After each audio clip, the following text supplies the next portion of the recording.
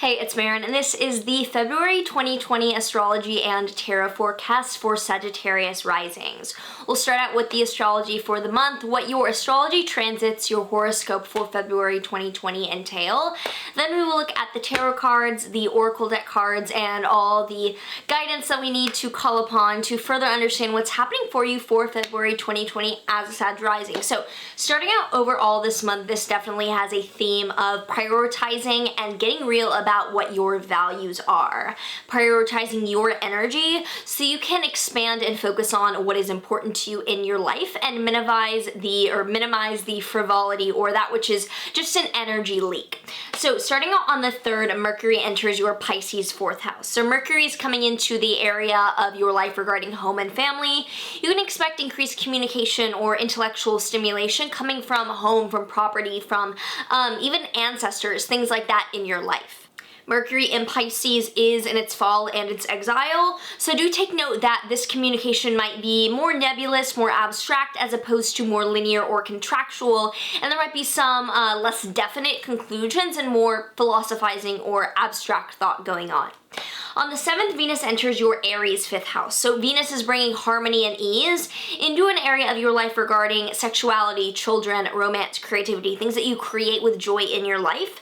So Venus coming there, obviously that's a nice place for Venus to be. Venus is in her joy or her most constructive house placement in the 5th house. So you can expect some nice ease and harmony coming into that area of your life. You can also expect that since Venus is in her exile in Aries, because Venus rules Libra, the opposite sign, so it's in a lens that's difficult for it to actualize through, that with Venus in Aries, there's a possibility for forcing harmony or going after something that you should attract. So do be wary of how you're using your energy. On the 9th, there is a Leo full moon in your 9th house, a culmination of events regarding long distance travel, higher education, higher aspirational goals in your life.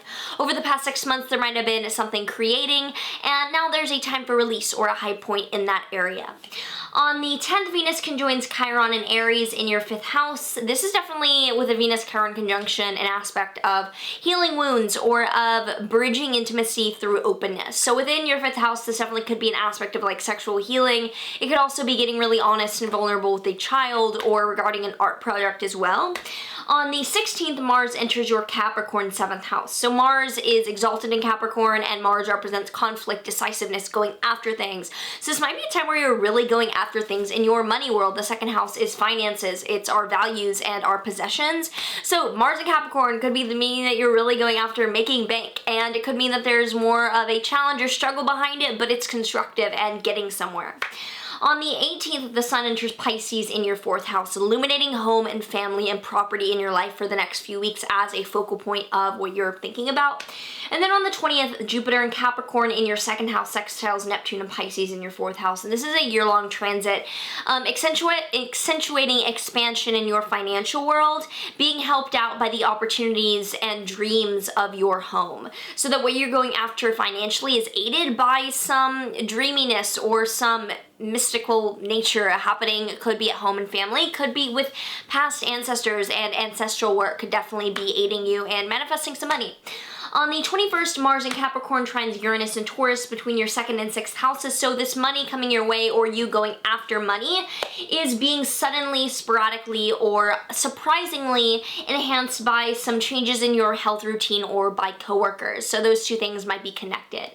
On the 23rd, there is a Pisces New Moon in your 4th house, a new beginning to do with home, family, property, ancestors, familial patterns, a time to set intentions to start a new beginning around that, but you can watch my video below all on the Pisces New Moon. Definitely a more nebulous, more abstract new moon rather than a time to plant definite seeds.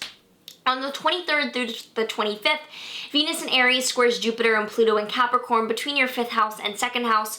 So you're definitely having ease and harmony in things that you're attracting in terms of romance or creativity or children in your life at the help of expansion in your financial world, but also having to do with how you're transforming your financial world to allow you to expand these really joyful things in your life.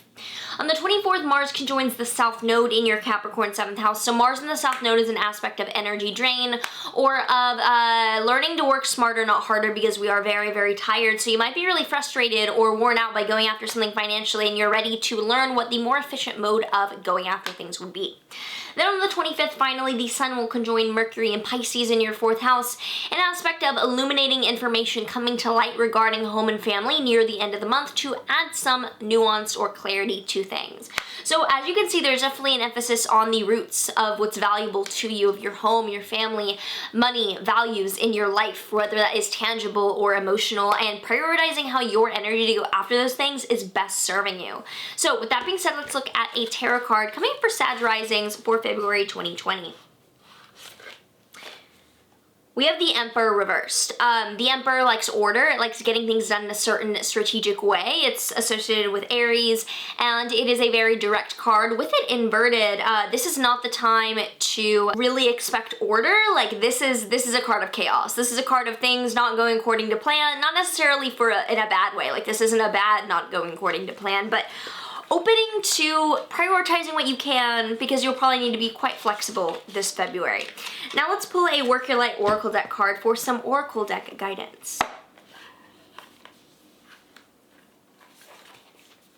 The Crumbling. What are you clinging on to? Another card having to do with letting go of what doesn't serve you and prioritizing what values you. What are you clinging on to in terms of what don't you need to cling on to, and what do you kind of do?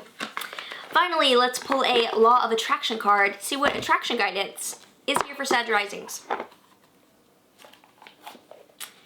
Every morning for 30 days, I will intentionally intend. If every morning for the next 30 days you begin your day by saying, I intend to see, I expect to see, no matter who I am with, no matter where I am, no matter what I am doing, I intend to see that which I want to see, you will change the momentum of your life experience. So I think this has to do a lot with the values again, valuing and making that clear to your subconscious mind what you value so that you can reiterate that back to you from the universe, and seeing how you set your own intentions and you can't expect anyone else to respond any certain way to you, but you can find the peace and the value of holding true to who you are. So if this rings true with stories that you are experiencing, I'd love to know in the comments below how this is resonating with you. If you found this helpful, like, subscribe, do all the things to post notes, and I will see you in the next video.